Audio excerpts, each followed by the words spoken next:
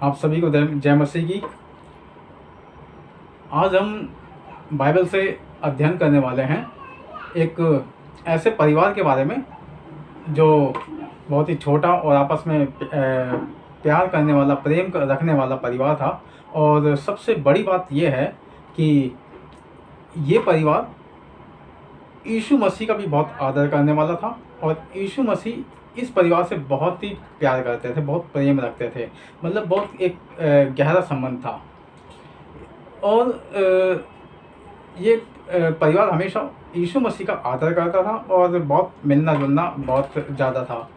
और इस परिवार में जो बहनें थीं, मार्था और मरियम, वो यीशु मसीह का हमेशा आदर करते थे और हमेशा वो कोशिश करते थे कि वो यीशु को के लिए बहुत ही अच्छा माहौल बनाएं, उसके खाने का इंतज़ाम, बैठने का इंतज़ाम और भी बहुत सारी चीज़ें।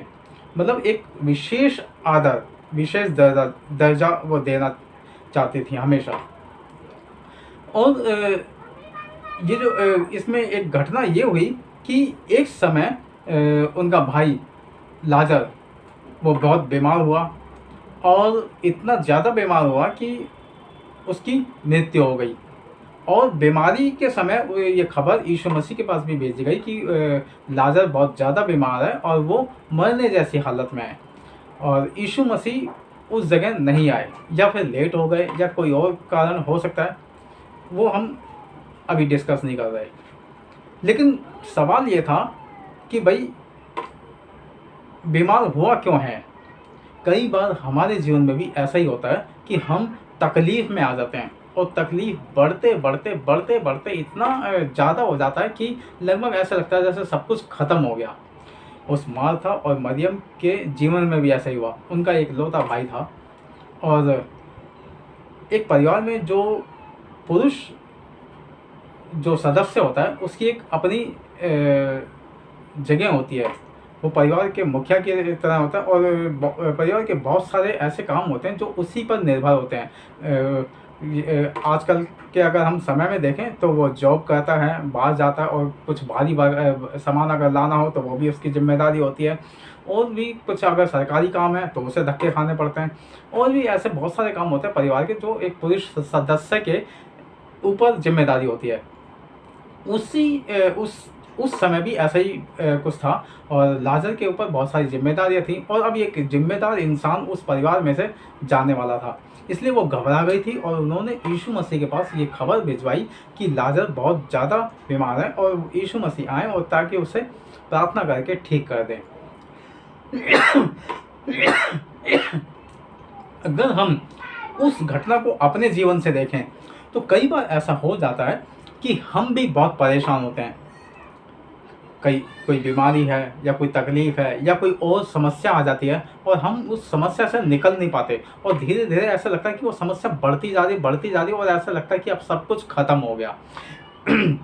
और फिर ये भी महसूस होने लगता है कि शायद परमेश्वर हमारी प्रार्थना को सुन ही नहीं रहा और या इग्नोर कर रहा है या देख नहीं रहा, हम पर ध्यान ही नहीं है उसका। और हम लगातार प्रार्थना करते जाते हैं या फिर अंत में अपना धैर्य, अपना धीरज छोड़ देते हैं। ऐसे ही मार्था और मरियम के साथ हुआ। वो कई बार उन्होंने जब संदेश भिजवाया और उसका कोई उत्तर नहीं मिला, आखिरकार में उनका भाई मर गया और मरने के बाद उसको कफन में लपेट कर उन्होंने कब्र में रखवा दिया। और अब लगभग 4 दिन हो चुके हैं कब्र में रखे हुए। लाजर जो व्यक्ति था वो मर चुका है, कब्र में रखा जा चुका है और 4 दिन बीत चुके हैं।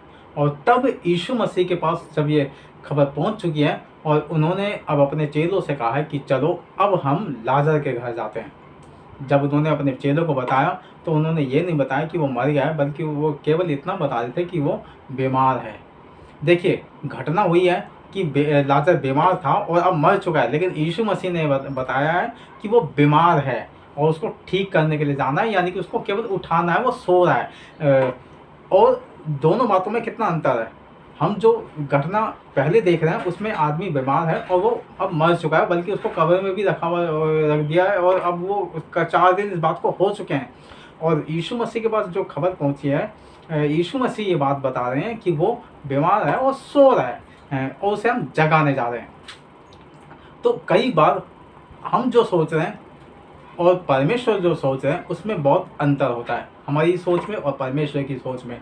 कई बार हम सोच रहे हैं कि बस अब जो भी कुछ था सब खत्म हो गया, अब इससे आगे कुछ नहीं है, अब हमारी ज़िंदगी में अब कोई उजाला नहीं है, केवल अंधकार है, अब केवल अंधेरे में ही हमें जीना है। ये मार्था और मरियम की भी ऐसी सोच थी, वो भी सोच रही थी कि अब क्या हो सकता है, कुछ नहीं हो सकता।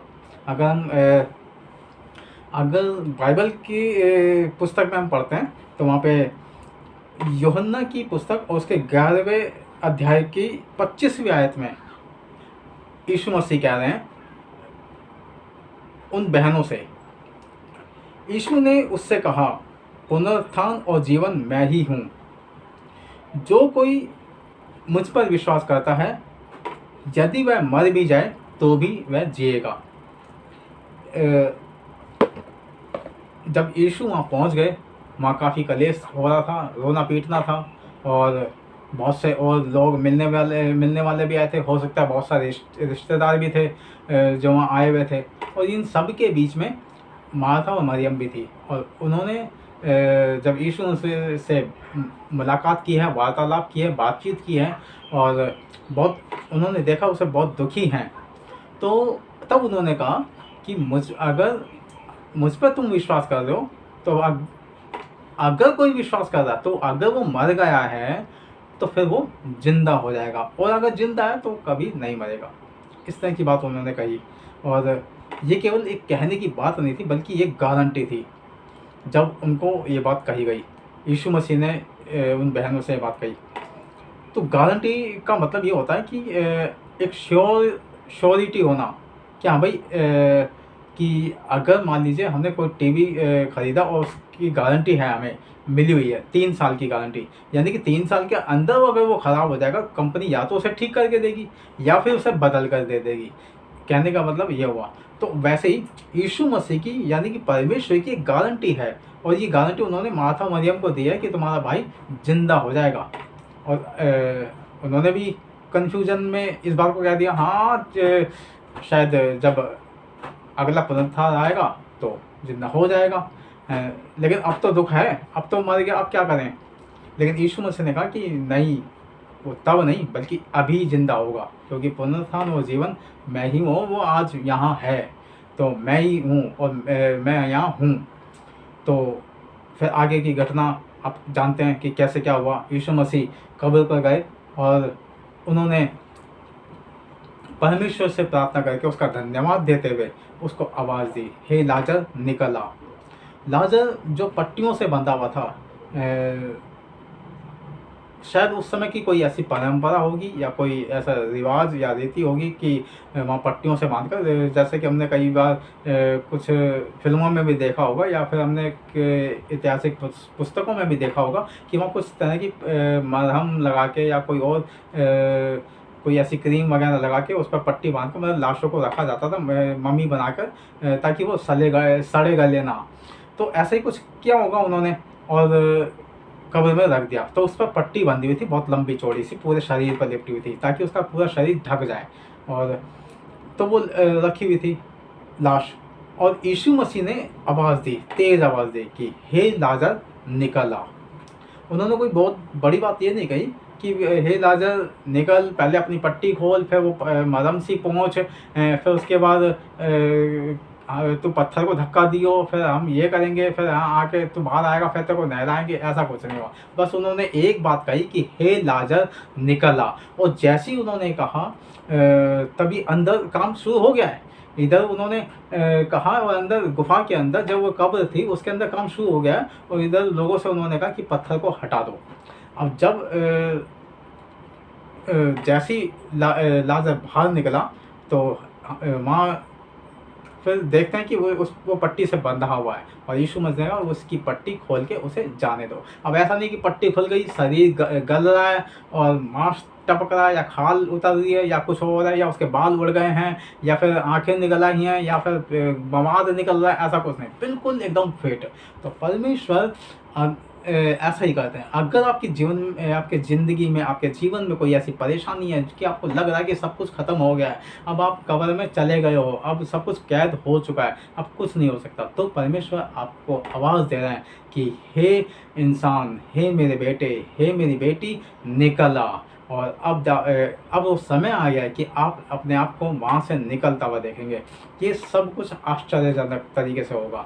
तो इसी के साथ मैं परमेश्वर का धन्यवाद करता हूँ इस सुंदर वचन के लिए, और मुझे उम्मीद है कि आपको इससे आशीष मिली होगी। परमेश्वर आपको बहुत आशीष दे।